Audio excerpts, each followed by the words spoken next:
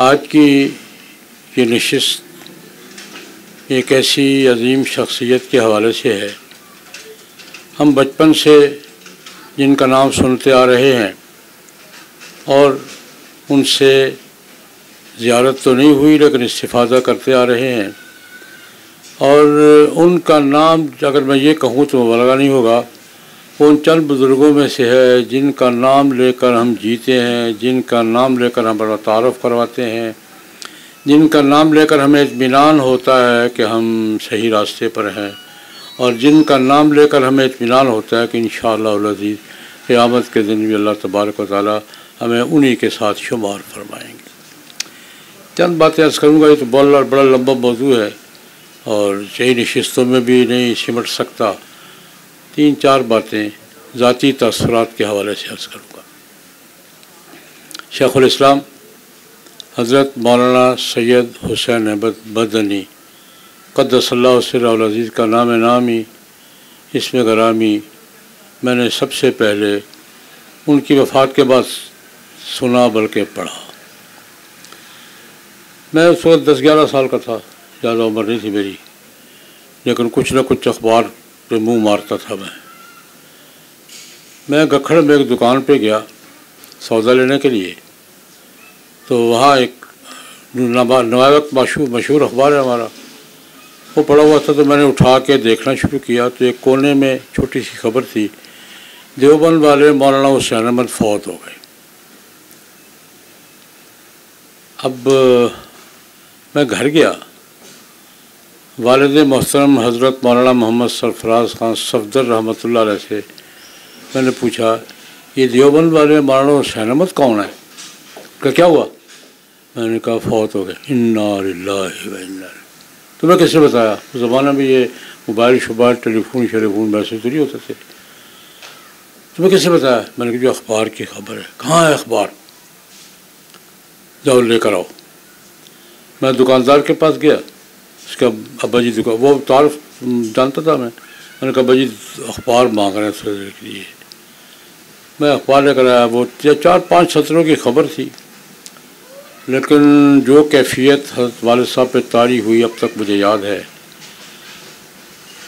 بالکل بے چینی سے ٹہل رہے ہیں، انا للہ پڑھ رہے ہیں، تو میں حیران ہو کے کہ جب ایسا کبھی دیکھا نہیں ہے، آج کیا ہو گیا ابا جی کو، کیا ہو گیا ہے؟ تھوڑی دیر کے بعد تھوڑا سکون ہوا تو فرمایا وہ ہمارے استاد جی ہیں، ہمارے سب سے بڑے استاد ہیں، ہم نے ان سے بہت کچھ پڑھا ہے، اور دیوبند کے بڑے وہی ہیں شیخ الحدیث صدر مدرس۔ تو یہ میرا ابتدائی تعارف تھا شیخ الاسلام حضرت مولانا سید حسین احمد مدنی قدس اللہ سرہ العزیز سے، اور مجھے وہ کیفیات اب تک پورے ذہن میں سکرین میں گھوم رہی ہیں۔ پھر طالب علم کا زمانہ گزرا تو ہمارے چچا محترم والد محترم حضرت مولانا محمد سرفراز خان صفدر رحمۃ اللہ علیہ تو حضرت شیخ کے شاگرد تھے، اور چچا محترم حضرت مولانا صوفی عبدالحمید سواتی رحمۃ اللہ علیہ حضرت شیخ کے شاگرد بھی تھے، مرید بھی تھے، ان کی بیعت بھی حضرت شیخ الاسلام رحمۃ اللہ علیہ سے تھی، اور ان کی زبان سے، دونوں بزرگوں کی زبان سے ہم تذکرہ سنتے رہے، سبق میں بھی غیر سبق میں بھی۔ میں نے سب سے زیادہ تذکرہ ان دونوں بزرگوں کی زبان سے، اور ہمارے تیسرے استاد محترم سے استاد العلماء حضرت مولانا عبدالقیوم ہزاروی رحمۃ اللہ علیہ، ہم نے اساتذہ سے سب سے زیادہ جن 2-3 بزرگوں کا نام سنا، بار بار سنا، ان میں سب سے سر فہرست شیخ الاسلام حضرت مولانا سید حسین احمد مدنی قدس اللہ سرہ العزیز۔ پھر طالب علمی کے زمانے میں یہ تحریکی اور یہ جماعتی اور یہ تنظیمی سرگرمیاں شروع ہوئیں تو کچھ مطالعے کا ذوق بھی تھا، تو مطالعے میں نے نقش حیات، غالباً متوسط درجے کا طالب علم تھا جب میں نے نقش حیات حضرت مدنی کی سوانح خود نوشت میں نے پڑھی، اور پھر پڑھتا چلا گیا۔ حضرت کے ساتھ عقیدت اور محبت اس حوالے سے کہ ہم تو ان کو دادا استاد ہیں، ہمارے دادا استاد ہیں، ایک دادا کی حیثیت سے اور اپنے بزرگوار کی حیثیت سے، لیکن جو مطالعہ کرتا گیا حضرت مدنی کے ارشادات کا مکتوبات بھی میں نے دیکھے ہیں، پڑھے بھی ہیں، اور نقش حیات بھی پڑھی اس زمانے طالب کے زمانے میں، سن 60 سے 70 کے درمیان کا یہ ماحول ہے۔ جو عقیدت بڑھتی گئی، جو محبت بڑھتی گئی، پھر جب آگے بڑھے تو استفادے کا ماحول بھی شروع ہو گیا۔ میں بلا مبالغہ یہ عرض کرتا ہوں کہ زیارت کیے بغیر جن شخصیات سے میں نے سب سے زیادہ استفادہ کیا ہے، ان میں صف اول میں شیخ الاسلام حضرت مولانا سید حسین بن مدنی رحمۃ اللہ علیہ، ان کے مدینہ منورہ کا قیام، ان کا مالٹا کی اسارت، ان کا پھر جمعیت علماء ہند کی قیادت، پھر تاریخ آزادی، پھر وہ تقریباً میرے سامنے سارے مراحل ہیں کاغذوں میں، لیکن وہ میں بیان کرنا مشکل ہے میرے لیے۔ 2-3 باتوں کا ذکر کروں گا۔ مالٹا کی اسارت میں اپنے استاد محترم شیخ الہند حضرت مولانا محمود حسن قدس اللہ سرہ العزیز کے ساتھ ان کا جو وقت گزرا ہے، میں اس تاثر کو نہیں بھول سکتا کہ ایثار اور قربانی کی دنیا میں اس کی مثال نہیں ملتی۔ حضرت مدنی اس تحریک سے براہ راست وابستہ نہیں تھے جس میں گرفتار ہوئے، کئی سال سے مدینہ منورہ میں تھے، اپنا کام کر رہے تھے، پڑھا رہے تھے، مدینہ منورہ کے ہو کر رہ گئے تھے۔ وہ تحریک جس میں شیخ الہند گرفتار براہ راست ان کا تعلق نہیں تھا، استاد شاگرد کے حوالے سے تھا۔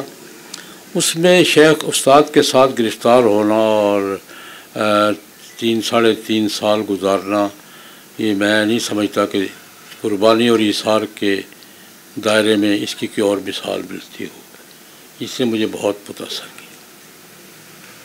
پھر ان کے قیام مدینہ منورہ کے دوران کی ایک بات میں نے پڑھی بھی اور مخدوم محترم حضرت مولانا سید اسد مدنی قدس اللہ سرہ العزیز سے سنی بھی، کہ دیوبند میں مدینہ منورہ میں پڑھاتے تھے، حدیث شریف پڑھاتے تھے، حدیث ان کا ذوق تھا۔ تو ان کے شاگردوں میں ایک نام آتا ہے الجزائر کی تحریک آزادی کے قائد الشیخ عبد الحمید بن بادیس رحمہ اللہ تعالی، اور ان کے ساتھ شیخ ابراہیمی رحمہ اللہ تعالی۔ یہ شیخ ابراہیمی کی تو میں نے زیارت بھی کی ہے لاہور میں، شیخ بن بادیس رحمۃ اللہ علیہ کی زیارت نہیں کر سکا، لیکن وہ الجزائر کی تحریک آزادی کے قائدین میں سے تھے۔ تو ان کے بارے میں میں نے پڑھا بھی، سنا بھی کہ وہ جب حضرت شیخ سے تعلیم حاصل کر کے فارغ ہوئے تو شیخ سے اجازت مانگی کہ حضرت میں بھی کہیں بیٹھ کے پڑھاتا ہوں۔ تو شیخ نے فرمایا نہیں بھائی، اپنے ملک، تمہارا ملک غلام ہے، اپنے ملک واپس جاؤ، علماء کو منظم کرو، آزادی کی جنگ میں حصہ۔ تو میری معلومات کے مطابق جمعیت علماء الجزائر، شیخ بن بادیس، شیخ بشیر ابراہیمی رحمہ اللہ اکابر نے جمعیت علماء بنائی، اس کے پیچھے شیخ الاسلام حضرت مولانا سید حسین بن مدنی قدس اللہ سرہ العزیز کھڑے ہیں۔ میں اب بھی تاریخ کے جھروکے میں دیکھتا ہوں تو آزادی کی تحریک کی، آزادی کی الجزائر کی تحریک آزادی کے پیچھے مجھے شیخ الاسلام کھڑے نظر آتے ہیں۔ پھر بات آگے بڑھی، جب یہاں ساری باتیں تو ذکر نہیں کر سکوں گا، لیکن پاکستان بننے کے بعد وہ پاکستان کا مخالفت، حمایت تو اپنی جگہ پر، تو سیاسی رائے ہوتی ہے، ان کی رائے نہیں تھی، بہت سے بزرگوں کی رائے تھی۔ پاکستان بننے کے بعد یہ بات میں کبھی نہیں بھولوں گا کہ شیخ الاسلام حضرت مولانا سید حسین بن مدنی رحمۃ اللہ علیہ تحریک پاکستان کے مخالفین میں تھے، کھلم کھلا، کوئی اشکال کی بات نہیں ہوئی، لیکن ان کے عقیدت مند بہت زیادہ اس ایریے میں آ گئے تھے اور ان کے لیے مسئلہ بن گیا تھا، ان کو مسئلہ بھی کھڑا ہو گیا تھا، مسئلہ بن بھی گیا تھا۔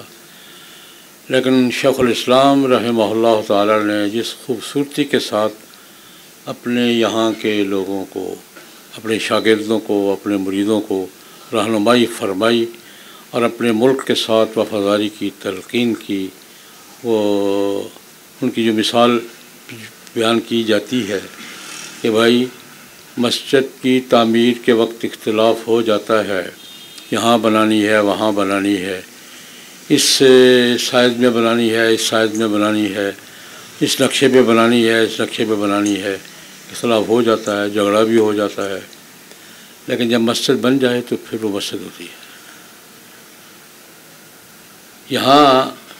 یہاں کی پاکستان میں قیام پاکستان کے مقاصد کی جدوجہد کو سنبھالا ہے، میں باقی بزرگوں کی نفی نہیں کرتا، لیکن اس جدوجہد کو عملاً سنبھالا ہے تو شیخ مدنی کے شاگردوں نے سنبھالا ہے، اور ایک پوری تاریخ ہے، پورا ایک تناظر ہے۔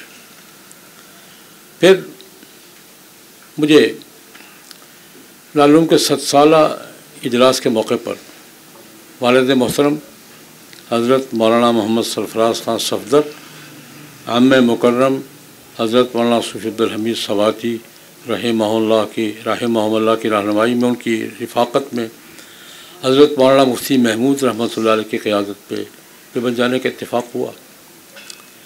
میں وہ دن نہیں بھولوں گا۔ مہمان تو ہم حضرت مولانا محمد سالم قاسمی رحمۃ اللہ علیہ کے تھے، ان کے گھر ٹھہرے ہوئے تھے، ہم تینوں اور ساتھی بھی تھے۔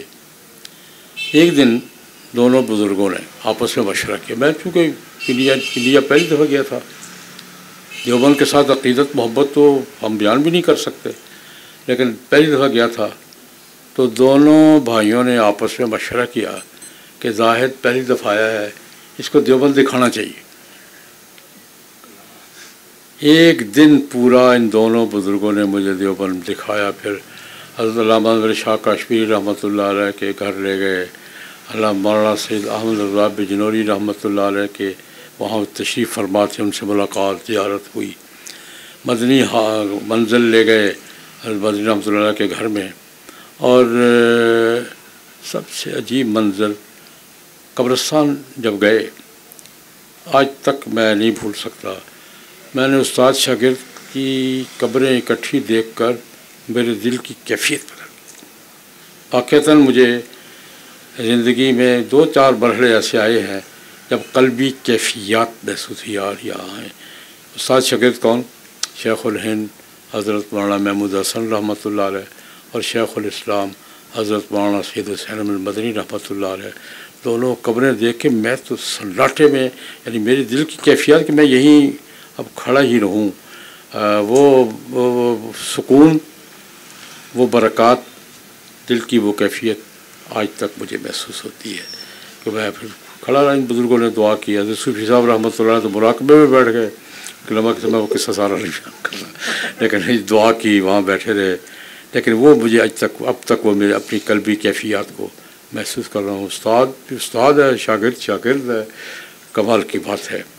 پھر میں اس محفل میں بھی شریک ہوا، مدنی منزل میں حضرت مولانا سید اسد مدنی قدس اللہ سرہ العزیز کے گھر میں علماء کی مجلس ہوئی تھی، اور دیوبند کے فضلاء کی ایک تنظیم قائم ہوئی تھی۔ حضرت مولانا حبیب الرحمن اعظمی رحمہ اللہ کو سربراہ منتخب کیا گیا تھا، حضرت مولانا سید اسد مدنی رحمۃ اللہ علیہ سیکرٹری جنرل تھے شاید۔ اس مجلس کے شرکاء میں میں بھی ہوں، میں بھی وہاں تھا، میرے سامنے سب کچھ ہوا، اور وہیں میں نے حضرت مولانا حبیب الرحمن اعظمی رحمہ اللہ تعالیٰ کی زیارت کی۔ مولانا اسد مدنی سے تو پہلے ملاقات ہو چکی تھی، لیکن مولانا حبیب الرحمن اعظمی ہمارے اکابر میں سے تھے، ان کی زیارت مجھے وہاں ہوئی۔ تو اس محفل میں میں شریک تھا جس میں دیوبند کے فضلاء کی تنظیم بنی تھی، میں بھی اس کے شرکاء میں سے ہوں الحمدللہ۔ یہ بھی میری آنکھوں کے سامنے منظر ہے۔ پھر تاریخ کے مراحل تو بہت ہیں، بہت لمبے ہیں، لیکن 1-2 باتیں اور ذکر کروں گا، لمبی بات نہیں کرتا، 2 باتیں اور ذکر کروں گا۔ طالب علم بھی ہوں، طالب علمانہ باتیں تلاش بھی کرتا بھی ہوں۔ تحریک خلافت، جمعیت علماء ہند، میں یہ بھی اس کا اپنے لیے اعزاز سمجھتا ہوں کہ پاکستان میں جب ریاستی سطح پر تاریخ مرتب کرنے کا کام ہوا تو جمعیت علماء ہند کے بارے میں ہماری ایک محترمہ تھیں، پتہ نہیں اللہ کرے حیات ہوں تو اللہ پاک صحت عطا فرمائے، پروین روزینہ صاحبہ، ان کے ذمے لگا جمعیت علماء ہند کی دستاویزات اور تاریخ جمع کرنا۔ وہ ملی حضرت مولانا سید حامد میاں قدس اللہ سر العزیز کو۔ تو حضرت مولانا حامد میاں میرے ذوق کو جانتے تھے، انہوں نے ان کو میرے سپرد کر دیا، میرے پاس بھیج دیا کہ اس سے جا کے کرو، وہ تمہیں مواد بھی دے گا، بریفنگ بھی کرے گا، سب کچھ کرے گا۔ تو مجھے یہ میرے لیے اپنے نجات کے باعث کاموں میں سمجھتا ہوں کہ پروین روزینہ محترمہ میرے پاس تشریف لائیں اور میرے ساتھ مسلسل رابطہ رہا۔ تو جمعیت علماء ہند پر جو انہوں نے دستاویز مرتب کی، اس میں مواد مہیا کرنے میں میری بھی رفاقت رہی۔ یہ اچھا، طالب علمانہ بھی اشکالات بھی ہوتے ہیں اور استفادہ بھی ہوتا ہے۔ مجھے بھی یہ اشکال تھا کہ خلافت عثمانیہ کیسے ہے، کیسے صحیح خلافت ہے؟ خلافت کے لیے تو قریشی ہونا شرط ہے۔ جمہور کا اجماع چلا آ رہا تھا، صدیوں سے اجماع چلا آ رہا تھا۔ تو میرا رجحان بھی یہی تھا کہ یار یہ ترکی ہیں، تاتاری ہیں، لاکو خان کی اولاد ہے، یہ خلیفے کیسے بن گئے؟ میرے اطمینان نہیں ہو رہا تھا۔ بڑی باتیں پڑھی میں نے، میری مجبوری ہے، میں جب کسی سوال کے پیچھے پڑھتا ہوں تو باتیں پڑھتا ہوں، باتیں کرتا بھی ہوں، پڑھتا بھی ہوں۔ بہت کچھ پڑھا لیکن مجھے تسلی نہیں ہو رہی تھی کہ یار حضور نے فرمایا امت من قریش، حضرت صدیق اکبر رضی اللہ عنہ کی خلافت کی بنیاد علیہ امت من قریش، بیت کی بنیاد یہ تھی، تو یہ ہلاکو خان کے اولاد کہاں سے خلیفہ بن گئے؟ حضرت شیخ الاسلام حضرت مولانا سید حسین احمد مدنی رحمۃ اللہ علیہ کا ایک خطبہ صدارت اس موضوع پر پڑھا، میرے دل کے سارے اشکالات۔ اس سے پہلے میں بھی تردد میں تھا، صحیح بات ہے، تردد میں تھا، لیکن حضرت مدنی کے انہوں نے خطبہ صدارت میں اس پہ بات کی۔ اب لمبی بات ہے، میں اس بات پہ نہیں جاتا، لیکن حضرت شیخ الاسلام رحمۃ اللہ علیہ کا وہ خطبہ صدارت جو اس موضوع پر تھا، اس میں انہوں نے جو وضاحت کی، اس سے میرا دل مطمئن ہو گیا اور میں نے اپنا کیمپ بدل لیا۔ میں اس کو تعبیر کروں گا، میں نے اپنا کیمپ بدل لیا۔ میں پہلے بھی اسی کیمپ میں تھا لیکن پکا ہو گیا۔ پھر ایک اور بات شامل کرنا چاہوں گا، وہ بھی میں نہیں بھولتا۔ بنگلہ دیش میرا کئی دفعہ آنا جانا ہوا، مشرقی پاکستان کے دور میں نہیں، بنگلہ دیش کے دور میں بہت دفعہ گیا ہوں۔ میری یہ میں تھا کہ حضرت سلہٹ میں حضرت مدنی رحمۃ اللہ کا قیام ہوتا تھا، رمضان میں جاتے تھے، اعتکاف بیٹھتے تھے، وہاں ان کا مرکز تھا۔ وہ مدینہ یہ مالٹا سے آ کر وہیں بیٹھے تھے، وہیں بیٹھے رہنا چاہتے تھے۔ جو تاریخی میرا مطالعہ تھا یہ تک وہ وہیں رہنا چاہتے تھے، وہیں اپنا مرکز بنانا چاہتے تھے۔ کوئی انہوں نے پروگرام بنایا تھا، کوئی پلاننگ کی تھی، کوئی جگہ شگہ کا بندوبست کیا تھا، لیکن دارالعلوم دیوبند کے حالات کی وجہ سے ان کو آنا پڑا، اور آنا ہی چاہیے تھا۔ اس کے اپنی حکمت، اپنے مسالے۔ تو میں سلہٹ جب گیا تو مجھے تلاش تھی کہ حضرت مدنی رحمۃ اللہ علیہ جس مسجد میں اعتکاف بیٹھا کرتے تھے وہاں مجھے جانا ہے۔ وہاں گیا، میں کئی دفعہ گیا۔ وہاں ایک مدرسہ حسینیہ ہے، وہاں اس مسجد میں نہیں لیکن وہاں دارالعلوم حسینیہ ہے، غالباً حضرتی کے نام پر ہے۔ تو وہاں میں کئی دفعہ گیا۔ تو میری عادت ہے جہاں جاتا ہوں اگر کوئی لائبریری ہو تو ایک دفعہ ضرور نظر ڈالتا ہوں کتابوں پر کہ کون سی کتاب ہے، کون سی نہیں ہے۔ اور جب تک الحمدللہ میری یادداشت صحیح رہی، اب تو کوئی کم متاثر ہو گئی ہے، تب تک میرا حال یہ تھا کہ مجھ سے کوئی پوچھتا نا کہ فلاں کتاب، تو میں اس کو بتاتا تھا فلاں مدرسے کے فلاں کتب خانے میں فلاں الماری میں ہے۔ اب بھی مجھے تقریباً اندازہ ہے کہ کون سی کتاب کہاں ہوگی۔ میری عادت ہے، میں نظر ڈالتا ہوں کون سی کتاب ہے، کوئی نئی کتاب سامنے ہے، پھر ایک دفعہ ذہن کی اسکرین پہ اس کو محفوظ بھی کرتا ہوں۔ تو وہاں ایک مدرسہ حسینیہ سلہٹ کا، اس کی الماری دیکھ رہا ہوں تو ایک چھوٹا سا کتابچہ میرے ہاتھ میں آیا، شیخ الاسلام حضرت مولانا سید حسین احمد مدنی قدس اللہ سرہ العزیز کا مرتب کردہ نصاب تعلیم۔ میں وہ ہاتھ میں میرے ہے، میں کافی عرصہ تو بالکل گم سم کھڑا رہا، یار یہ باتیں جو حضرت نے لکھی ہیں 100 سال پہلے، ہم اب کر رہے ہیں. میرے اندر جیسے روح دوبارہ آ گئی ہے، کیونکہ یہ باتیں ہم یہاں کر رہے تھے. ہم نے گجرانوالہ میں شاہ ولی اللہ یونیورسٹی کا بھی پروگرام اسی ترتیب دیا تھا، اسی دائرے میں، اور ہمیں مخالفت کا سامنا بھی تھا اور پراپیگنڈے کا سامنا بھی تھا کہ یہ کیا کر رہے ہیں. سچی بات ہے کہ میں اس مہم میں 30 سال سے ہوں کہ یہ ہونا چاہیے، یہ ہونا چاہیے، یہ ہونا چاہیے. ہم نے محنت بھی کی ہے، کوشش بھی، لکھا بھی بہت ہے، اور شاہ ولی اللہ یونیورسٹی کے نام سے اب شاہ ولی جامعہ شاہ ولی اللہ کے نام سے کام کر رہا ہے اس میں. تو لیکن جب حضرت شیخ کا وہ رسالہ میں نے دیکھا، نصاب تعلیم، مجھے جیسے دوبارہ روح میرے اندر آ گئی. یہ باتیں تو یار اب ہم کر رہے ہیں. حضرت شیخ نے تو 100 سال پہلے ساری بات واضح کر کے لکھ دی ہے. میں نے مولوی صاحب سے رسالہ مانگا تو کہتے جی رسالہ تو نہیں دوں گا. اس زمانے میں فوٹو کاپی کا نصاب بھی اتنا زیادہ نہیں تھا، تو میں نے کہا اس کی صاف سی فوٹو کاپی تو دے مجھے. ان کا میں بھیج دوں گا بنانا، میں لے کے جاؤں گا. اور نتیجہ تو کہا میں بھیج دوں گا. میں نے کہا نہیں جناب، یہ مجھے فوٹو کاپی چاہیے اور لے کے جاؤں گا. پتہ نہیں کہاں سے کروائی انہوں نے، وہ اب بھی میرے پاس محفوظ ہے. وہاں آ کر میں نے پھر اس پہ کام کیا.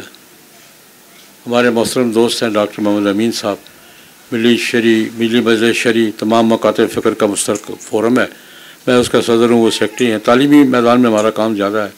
انہوں نے پھر اس پر پوری کتاب لکھی، مدنی نصاب تعلیم چھپی ہوئی ہے. انہوں نے پوری کتاب لکھی اس پر، اور میں نے وہ کتابچہ جو ہے نا چھوٹا سا، اس کی فوٹو کاپیاں کروا. اب تو میں نے نیٹ پہ چڑھا دیا ہے، وہ اس کی پی ڈی ایف موجود ہے. جو مانگتا بھیج دیتا ہوں، سب خوش ہوتے ہیں. تو میرے لیے استفادے کی سب سے بڑی چیز حضرت شیخ کا اپنے مشن کے حوالے سے، اپنے پروگرام کے حوالے سے، اپنی جدوجہد کے حوالے سے، یہ میرے لیے یوں ہی سمجھے جیسے آسمان سے نازل ہوا. سچی بات ہے، میں یہ نہیں کہتا، لیکن میرے لیے یوں ہی تھا اس کا کہ جیسے اللہ پاک نے میرے لیے خاص طور پہ بھیجا ہے یہ. اور اس کے بعد پورے اطمینان کے ساتھ، پورے شرح صدر کے ساتھ اور پوری ہمت کے ساتھ ہم نے اس مہم کو آگے بڑھایا. اور الحمدللہ پورے ملک کی مہم بن چکی ہے وہ، اور ملک کی ضرورت بن چکی ہے. تو شیخ الاسلام حضرت مولانا سید حسین المدنی رحمۃ اللہ علیہ کے حوالے سے اپنے چند تاثرات، ذاتی تاثرات میں نے عرض کیے ہیں. مجھے وہاں جانے کا، دیوبند جانے کا اتفاق ہوا دارالعلوم کے 7 سالہ اجلاس میں. میں پرنتو آدمی ہوں، گھومنے پھرنے والا. اس دور میں بھی میں بہت گھوما پھرا ہوں، اور میں اس معاملہ تو رسک لے لیا کرتا ہوں. کیا تھا دیوبند، سہارنپور بھی دیکھا، لدھیانہ دیکھا، امرتسر دیکھا، کپورتھلا دیکھا، لدھیانہ دیکھا، گھومتا پھرتا. اس زمانے میں اتنی زیادہ سختی بھی نہیں تھی. پھر حضرت مولانا سید محمود میاں دامت برکاتہم نے جب بلایا تو بڑا ماحول بہت ذرا مختلف تھا. تو میں نے اور حضرت مولانا وسایہ صاحب، ہم دونوں اس مزاج کے آدمی ہیں. ہم نے درمیان میں داؤ لگا لیا، گھومے پھرے، تھانہ بھون گئے، کاندھلا گئے. مولانا محمود مدنی ناراض تو بہت ہوئے ہم سے، لیکن اور پھر موقع ملنا نہیں تھا. تو بہرحال یہ دارالعلوم دیوبند میں، اور ایک لطیفہ سنا دیتا ہوں، بس اس پہ بات ختم کروں گا. میرا نام پاسپورٹ پہ اور شناختی کارڈ پہ میرا اصل نام ہے، میرا پورا نام ہے محمد عبد المتین خان زاہد. عام طور پہ زاہد الراشدی کہتے ہیں مجھے، عبد المتین کسی کو پتہ نہیں ہے. سفر تو میں نے عبد المتین کے نام سے کرنا ہے. ہم دیوبند پہنچے تو وہاں جو میزبان تھے تلاش کر رہے ہیں مولانا زاہد الراشدی صاحب کو. کاغذوں میں نام نہیں ہے، لسٹ میں نام نہیں ہے. تو وہ مولانا فضل الرحمان صاحب سے پوچھتے ہیں، میزبان تھے ہمارے بڑے محترم کوئی، مولانا زاہد الراشدی صاحب نہیں آئے؟ انہوں نے کہا یہ تمہارے ساتھ کھڑا ہے. انہوں نے کہا یہ تو عبد المتین صاحب ہیں. میں نے کہا یار میں ہی گناہ گار ہوں. میں ہی گناہ گار میں ہی ہوں، نام میرا. پھر میں نے ان کو اپنا شناختی کارڈ دکھایا کہ میرا نام یہ ہے. تو تب تسلی ہی، ورنہ وہ تلاش کر دے گا. پوچھتے ہیں مولانا وہ نہیں آئے؟ کہا یہ کھڑا ہے تمہارے ساتھ. بہرحال محبت عقیدت کا تو میں کوئی اندازہ بھی نہیں بتا سکتا، اور کوئی ہمارے پاس پیمانہ نہیں ہے کہ شیخ مدنی کے ساتھ ہماری محبت عقیدت کا پیمانہ اور معیار کیا، کوئی معیار نہیں ہے، بس محبت ہے، عقیدت ہے، اور اس زندگی میں عقیدت ہے، اس زندگی میں سہارا ہے۔ یہ دو چار بزرگ ہیں جن کی چھتری کے نیچے، جن کی چادر کے نیچے سر جھپا کر شاید نکل جائیں، ورنہ ہمارے پاس تو کچھ بھی نہیں ہے۔ اللہ پاک ہمیں معاف فرمائے۔ ان بزرگوں کی نسبت اور برکات اس دنیا میں تو اٹھا ہی رہے ہیں، اللہ پاک آخرت میں بھی ان بزرگوں کی برکات سے ہمیں بہرور فرمائے۔ وآخر دعوانا ان الحمد للہ رب العالمین۔